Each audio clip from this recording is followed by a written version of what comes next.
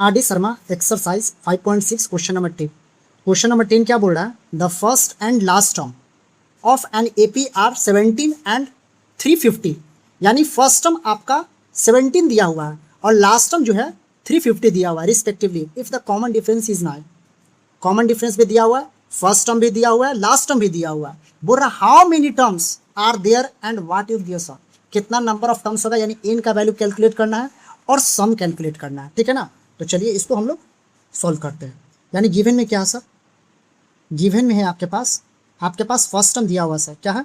First term of an AP, first term of an AP को हम क्या late कर लिए? ए लेट कर लिए सर। ए क्या है सर? आपके पास 17 दिया हुआ, क्या दिया हुआ? 17 दिया हुआ। Last term L A S, last term जिसको हम लोग nth टर्म भी बोलते हैं, ये क्या है सर? 350 दिया हुआ, क्या दिया हुआ सर? 350 दिया हुआ, 350 दिया हुआ, ठीक है सर। और कॉमन डिफरेंस यानी डी का वैल्यू क्या है? 9 है। तो वी नो, nth टर्म का फॉर्मूला अप्लाई कर दिया, we know that a n equals to, ये एल भी लिख सकते हैं, इक्वल्स टू क्या था? N equals to a plus n minus 1 into D, ठीक है। ए का वैल्यू सब्स्टिट्यूट कर दीजिए, ए का वैल्यू 17 प्लस एन का वैल्यू नहीं मालूम और डी का वैल्यू क्या है सर? 9। और nth टर्म यानी लास्ट टर्म आपके पास क्या है? 350 दिया हुआ है सर। 17 प्लस 9 को n से मल्टीप्लाई कर दिया तो 9 हो जाएगा सर, माइनस 9 इक्वल टू 350। 17 में से 9 गया 8 प्लस 9n इक्वल्स टू 350, क्या होगा? 350।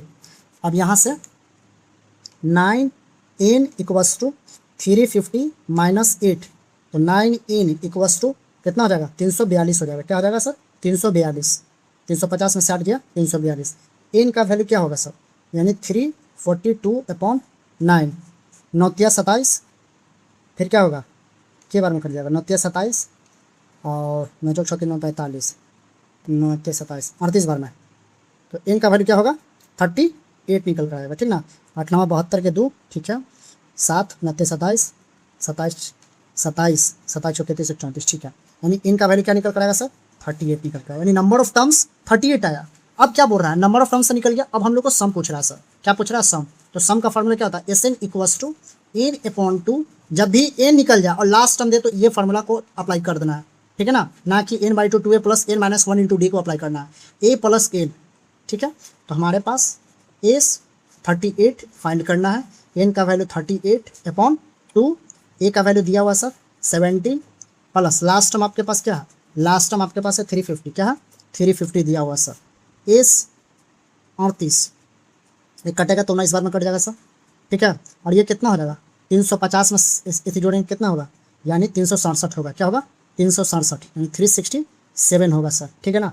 अब इसको मल्टीप्लाई कर दीजिए, एस 38 इसको मल्टीप्लाई करेगा, 19 दिया 7 63 3 7, ठीक है। यानी 9 19 दिया 57 57 4 57 59 10 69 69। तो एस 38 का वैल्यू कितना निकल कर आएगा? 69, ठीक है। 19 97, ठीक। अब कितना निकल गया? यानी एस 38 हमारे पास कितना आया सर? यानी 6973 आया। हम लोग से यही पूछ रहा था, एक नंबर ऑफ टर्म्स पूछ रहा था और एक सम पूछ रहा था। तो सम कितना आया? यानी 6973 और नंबर ऑफ टर्म्स कितना निकल कर आया? 38 निकल कर आया, ठीक है।